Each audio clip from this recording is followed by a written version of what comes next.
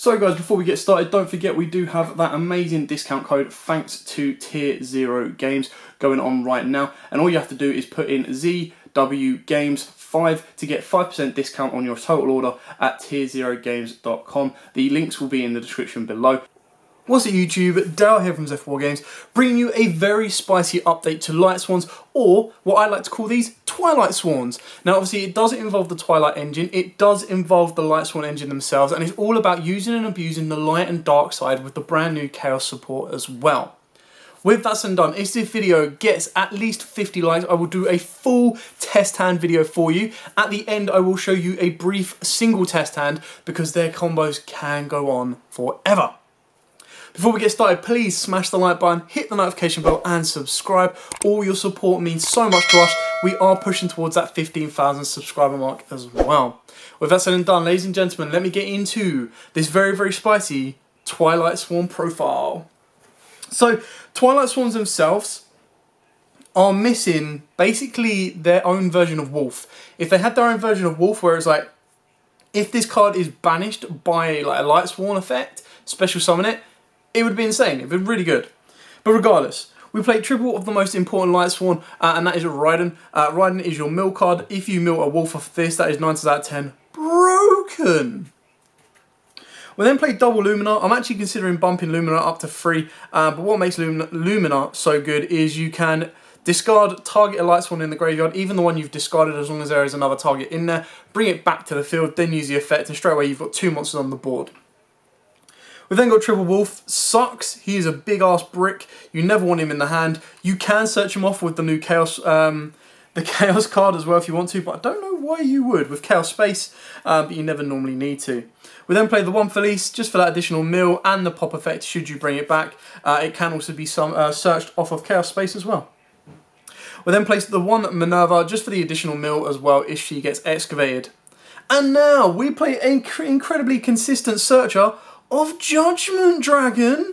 That's right, ladies and gentlemen, because this can't be normal summon to set, you can search this with Chaos Space. We have a spell that searches and can help you draw JD. Yes! Plus with the Twilight Swans that we play, you've got so many different names you can keep bumping in. Now it is only a minimal Twilight Swan engine. I did have Lumina at 3, I've bumped her down to 2. I played the one Riku and the one Lila. Now, the way each of these cards work is they do rely on banishing, and the one big thing that this deck kind of struggled with was banishing. But with the Chaos Engine and the Twilight Swans, it can do it. The only issue, like I said, is this deck is missing. What it needed was its dark counterparts for all of the Light Swans, and it didn't really get that. So it got the Lumina, it didn't get a Raiden, and it didn't get a Wolf, which is what it really needs. So fingers crossed we get some future support for those.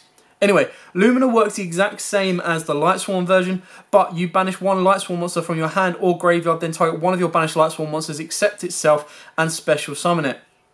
If another Light Swan monster's effect is activated, you send the top 3 cards of your deck to the graveyard, so more milling.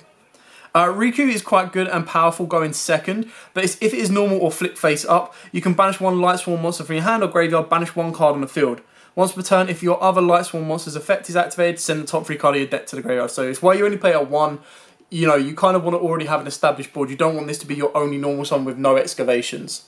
And then Lila, again, once per turn, when a spell or trap card effect is activated, quick effect, banish one Light Swan monster from your hand or graveyard, target one face-up spell or trap on the field, destroy it. Once per turn, if another Light Swan monster's effect is activated, send top 3 cards of your deck to the graveyard. So what you've got to keep in mind with the Twilight Swans is it contains Light Swans in its name. So when it says if another Light Swan monster, it does mean other Twilights as well. And when cards say if you excavate a Light Swan, if you excavate a Twilight, you'll still get the draw effect as well. Mainly looking at Minerva. We've then got Triple Goblinberg. Now I was actually considering cutting this because he's an Earth, so he doesn't actually help the Chaos Engine itself. But it just helps on brick so many hands. Like, if you do get a brick hand, it can help you get the Lumina down. It can help you get a Raiden down for instant rank 4s with additional mills. It can get out Wolves, Felices. It just helps you unlock so much. Now the cards that are the Chaos cards that you're going to search. Well, actually, the one Honorary Trick Clown. It's a light. If it gets milled, it's a free special summon. Nice. Now the Chaos cards. We actually played double Chaos Valkyria. Now, the reason we played double of this is what I was looking for is I was looking for a dark monster that banished a light to special summon it, but we don't really have anything like that is so good right now. I think there was like Lady of Lamin, or one of them, does that, but it doesn't really give you much further. Whereas this, you can banish either one light or dark monster, which helps you set up your banish zone for your Twilight Swans. So it is a free summon off of a mill. And then special summon this card from the hand. If this card is banished, which, because it's a light attribute, can be banished off of the Chaos Creator, your Black Dragon Collapse Serpent, or of course your Chaos Dragon Levianeer, spoiler,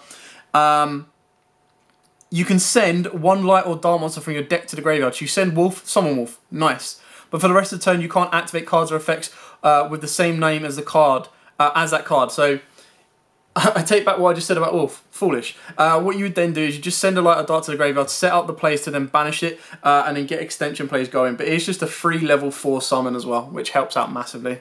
Then, of course, we play the one Black Dragon Collapse Serpent and the one White Dragon Wyvern Buster. Again, searchable right now. So if you just need a quick, easy extender to the board that then floats into its other copy, you can easily search these out. Then for the boss monsters, alongside your JD, we play the one Chaos Dragon Levianeer and the one Chaos Creator. Now, I don't actually have this copy. I was going to play BLS, but then I was like, Chaos Creator is actually really good because you set up your Banish Zone, which you're going to be doing like with your Light Swans, with Bridge of the Light Brigade, your Black Dragon, your White Dragon, and your Chaos Valkyria. And the idea is you set them all up, bring this guy out, and then he gets to go, oh cool, well I'm going to special summon that one back and then put the others to the bottom of the deck. So it's really, really good in order to recycle your Banish Zone and also recycle your deck as well. So it puts back any light and darks, so it allows you to kind of spin them back and kind of get you going into a zone that you really need. I'll tell you about, sorry, it targets 3 banished monsters with different names. You special on one of them, put the rest at the bottom of your deck in any order. So again, really, really cool. And then Chaos Dragon Levianeer can be used to extend, can be used to disrupt, and is actually a really good card to kind of bring out first turn. As long as you've got the graveyard to build up, you bring this out first turn, rip one from your opponent's hand, or extend if you want to. Probably going to rip from your opponent's hand, and then you're going to cause them a lot of danger afterwards. Then, of course, we've got the brand new Chaos Space, ladies and gentlemen. So send one light or dark monster from your hand to the graveyard. Add one light or dark monster that cannot be normal summoned or set from the deck to the hand with a level between 4 and 8. And with a different attribute. So the way this works is your Chaos Creator is a dark, your Light Swans are all lights. So as long as you're sending those, you're easier to search out your dark targets. If you do happen to open up your Twilight Swans and you want to get specifically to your Chaos Valkyria or the White Dragon Wyvern Buster, you can search them as well. What makes Chaos Space so much better after that is you can banish this card from the graveyard, target one of your banished light or dark monsters that cannot be normal summoned or set, place it on the bottom of your deck, draw one card. So it allows you to recycle Levianeer, Collapse Serpent, Wyvern Buster, and the Valkyria. So, I mean, these are at ones. With this right now, they're not. Because you just go, okay, cool. Chaos Space, spin this back to the bottom of the deck, draw one, White Dragon Wyvern Buster leaves the field, loop, off we go. And it's really, really cool. I love this card. So, so good. Super in tune Chaos, about 6 to 8 quid I think they're sitting at the moment. Definitely worth picking up in my opinion. We've then got Charge of Light Brigade because milling and searching is king in this deck. And then March of the Dark Brigade. Now this card is insane. It's just a shame that there wasn't more to work with it. So you target one Light Swarm monster in your graveyard that has a level, add it to your hand, then banish a number of cards from the top of your deck equal to the original level of that monster from your hand. So if you've managed to maintain your normal summon or even off your excavations, you can add back a Light Swan to the hand, even a Twilight Swan, and then banish 3. So then that sets up your Lumina plays, it also sets up your other plays. But what you do have to remember as well is it does also set up your Chaos Creator plays to kind of help you go further forward that way as well. Plus it allows you to instigate your bigger boss monsters like your Zoroboros. Very, very good card. It's a shame the rest of the deck, like I said, didn't get more support. I love the artwork. I really want these to be more Light Swarm cards in the background or Twilight Sword cards. So please, Konami, can we get a Twilight Wolf and get a Twilight Raiden as well? It would be so cool. Triple Solar Recharge, discard one Light Swarm monster, so it can discard the Twilights as well. Draw 2, send 2, not once per turn. Brogan! And then for our one-offs of the spells, we've got the one double or nothing because we do want to try and kill our opponent that way as well. One reinforcement of the army for Rotor or Goblinberg. Foolish Burial for your Wolf Extender.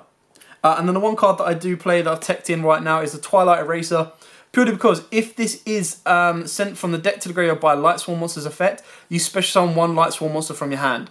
So after you've like Luminated into Raiden, if you've got the Twilight Swarm Luminate in the hand, you really want to get it on the board, an excavation of this can really help.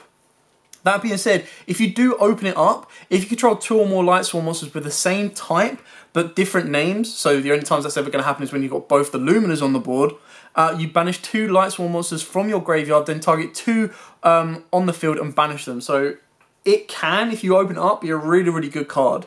I think this deck is currently sitting at 44. I kind of, with the banish, I did bump it up to like 60, but then I took it down from 60 and was like, all right, cool, I kind of want to make it a little bit more consistent, so I have to try and make it like feasibly consistent and feasibly powerful.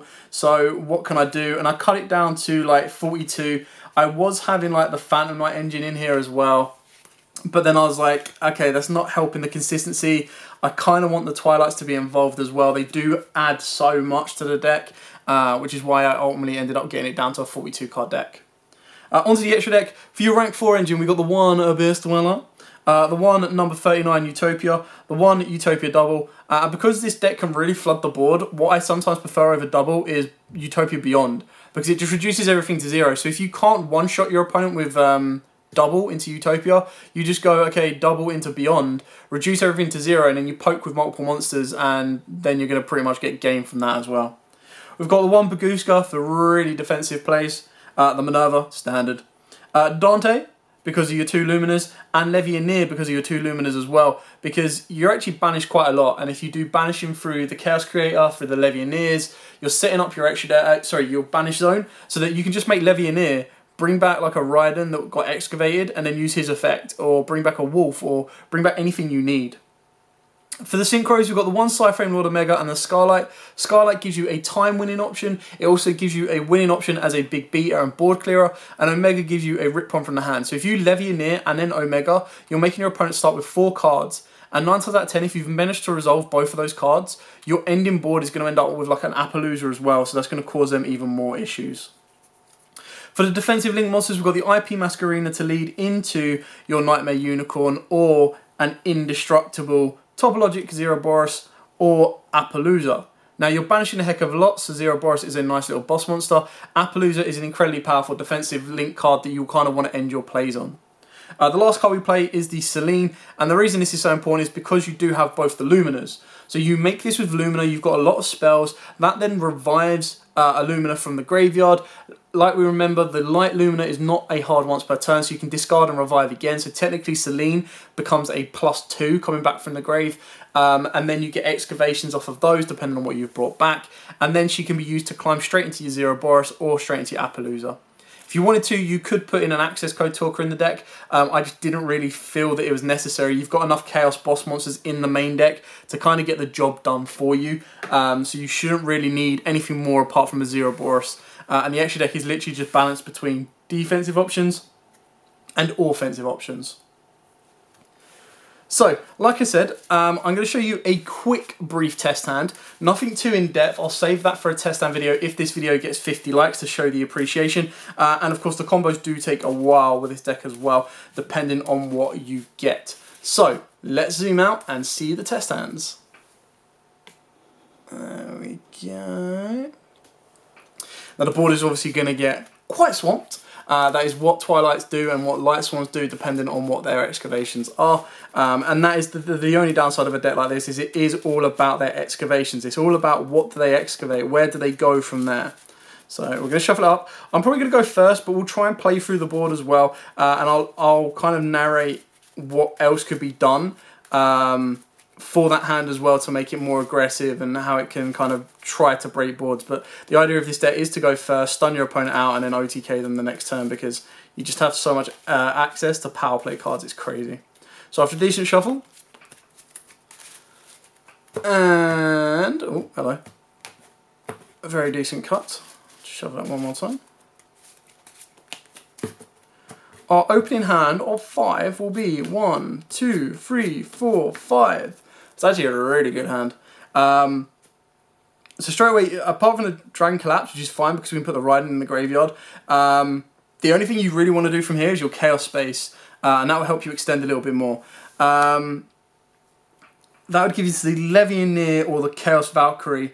For the Chaos Valkyrie, we would have to ditch something else. For the Chaos Creator, we have to ditch JD. Now, right now, I'm just going to go with a normal Raiden. The Raiden is then going to use his effect to Excavate 2. Wow, whiffed quite hard. So not great off of the Raidens, which does mean we are going to need to abuse the Chaos Space. So the Chaos Space is going to send the JD to the graveyard. And then that's going to allow us to add a card that cannot be normal summoned or set, but must be a dark. So our main option is going to be Chaos Dragon Levianeer or Chaos Creator. Now, Chaos Creator is going to be a little bit more consistent right now, purely because we've not got enough of the excavations to put enough of the monsters into the graveyard. But then what we're going to do here is you're going to use your Black Dragon Collapse Serpent to banish the JD, because it is a light monster. And then what you can do is you can use your Chaos Space to target one of your banished monsters that cannot be normal summoned or set, put that back to the bottom of the deck, and draw one card. Oh, Goblinberg, where the hell were you last time, man? That would have been so good. And then you're going to overlay these two and go into your Minerva. Detach the Black Collapse Serpent and excavate 3. 1, 2, 3. We're going to get 2 draws and a Wolf Summon. 1, 2. Ooh, recharge. Nice. This actually works out quite nicely here, because what we can do is you can actually activate March to target the Lumina in the graveyard, add this back to the hand, and then banish 3. So Lumina, White Dragon, and Judgment Dragon, which is fine. You're then going to use Solar Recharge to ditch your Shaman, to draw 2, and then excavate 2. Wow, this is insane. Raiden, we've now got lights and darks in the graveyard, so our Chaos Creator is live. Plus we've got the White Dragon, the Lumina, the Twilight Shaman, and Raiden, because we're going to end up banishing him as well. Foolish Burial on top of that. Chaos Valkyrie, I'm going to move these over the way. She can banish. Let's banish the Raiden. Bring out the Chaos Valkyrie. We can Foolish Burial, put another one into the graveyard. This can be a wolf for general extension, or your Minerva if you want to risk an additional excavation. If you are worried about Nibiru in a deck like this, you can play a little bit more defensively and go into Tractrix or Flesia. That will give you a nice kind of defensive backup as well. Usually once your board starts getting a little bit full, you're either going to need a tuner on the board to synchro up, or you're going to start linking these off and go into like IP Masquerena is probably going to be the first one you go for. So we'll get rid of Chaos Valkyrie and Wolf, and we'll go into the IP Masquerena. Chaos Valkyrie will be banished, because what we're going to do is we're going to banish one light, which will be the Valkyrie, and the one dark, which will be the... Let's go with the Lumina. There we go. Now we'll bring down our Chaos Creator. Now, Chaos Valkyrie's effect will go off to send one. Now, she can pretty much send anything you want. I'm going to put... Can't use any of the effects of what I send, but I just want to put another monster in the grave. So I'm going to send a Riku, because I've got another Dark in the grave. Now, the only thing that would have made the graveyard better would be if we had...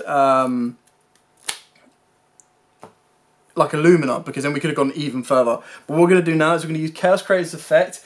He's going to target 3 of the banished monsters, special summon 1, and put the rest at the bottom of the deck in any order. So I'm just having a look right here. That's fine.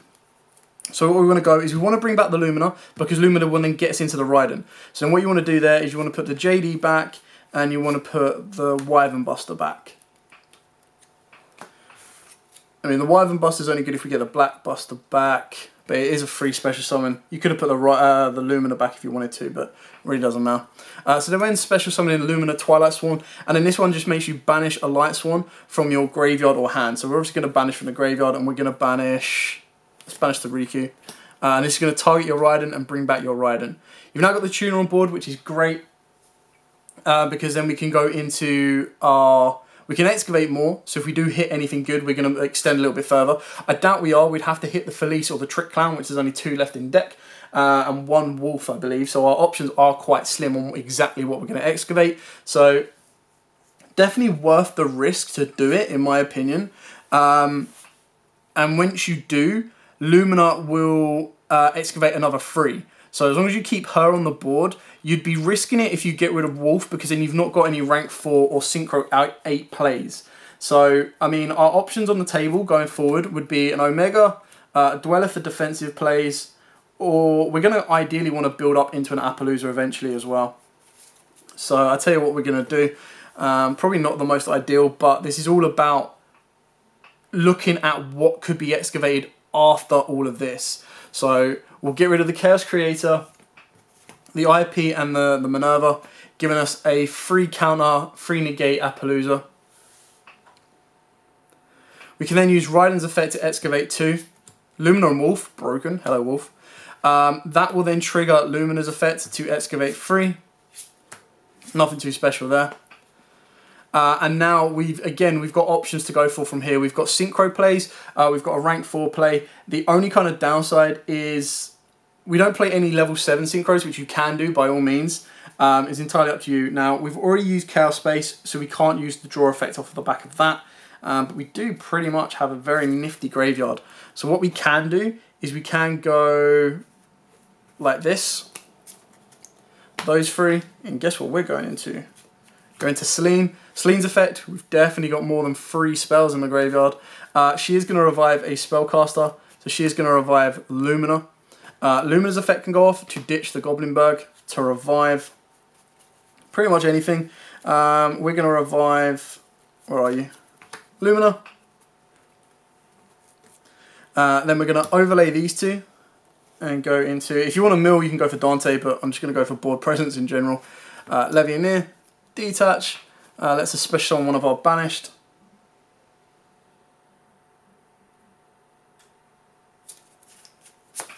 Let's go with Lumina. Again, this isn't a hard once per turn either, so we're going to banish. Just going to double check that. I haven't used this for a while. Yeah, cool. So she's going to banish any of your Lightsworn monsters. Heck, let's go for... It might have been better then, in that case, to detach the Light Lumina. Because then what we can do from here is we can banish the Light Lumina because Riku's there in the banish zone. Her effect will then bring back this Lumina. We've got a Dante play if we want to. This is all circumstantial. Like, this is so far extended, it's crazy. Trying to think what we want to do from here, because I want to trigger her effect, ideally. I mean, this is kind of gone above and beyond what I was expecting. So, ideally what I want to do, and I'd have to kind of clear more zones off, is I kind of want to try and set up a Dante play, and then a Wolf into or Lumina to discard the Goblinberg to bring back the Raiden to go into a rank 4 play as well. So that's kind of the way I'm looking at it. The only issue is, the only way I can do something like that is I would have to kind of sacrifice the Selene. And even then, doesn't give me much more to go off of. I don't think I can get both plays going. So... yeah, I mean, it depends if you want board presence on back row, but like ideally what I'd have to do here, and this is just extra steps for no apparent reason, is going to Unicorn, ditch this, bring back, I could bring back Lumina again if I really wanted to, and then use her effect to banish and bring back the Riku. But we're going to bring back the Raiden. Now obviously Raiden can't use his effect again, but what he can do is he can overlay and go into Abyss Dweller. Or if you wanted to, you can synchro into Omega, rip one from your opponent's hand. Entirely up to you. So yeah, the aggressive kind of version of this, I'm just going to try and turn the light up a little bit so you can see over the side. The aggressive version of this, you would go like a lot less of Abyss Dweller and Omega, and you probably would have ended up going Zero Boros over IP, trigger Zero Boros to clear the entire board, and then try to continue playing through that, or go into Scarlight, attack, Scarlight's effect, nuke whatever's left on the board, do substantial damage, go into the rank 4 plays of Utopia Double, but I think we excavated the double. Yeah, we excavated the double at the start. So it just kind of shows you where you can go with it, and it really depends on, you know, I probably wouldn't go that far into the combo going first. You'd probably be a little bit more reserved on your hand advantage, but this all came off of a normal summon Raiden with a Chaos Space in hand. and then kind of just went mad from there and showed you what the Chaos Creator can do. Absolutely love the Chaos Creator, such a good card. I'm just waiting to pick up my own version. Anyway, ladies and gentlemen, if you want to see a full-fledged test hands of going first and second with this deck, then just smash the like button, show the appreciation to the channel. If this gets at least 50 likes, I'll be more than happy to do a fully-fledged test hand video for you with combos and show you exactly what this deck can do at its max potential as well. Very, very cool, very, very powerful, and I hope you enjoyed it. With that said and done, please smash the like button, hit the notification bell, and subscribe. Till next time, as always, happy dueling.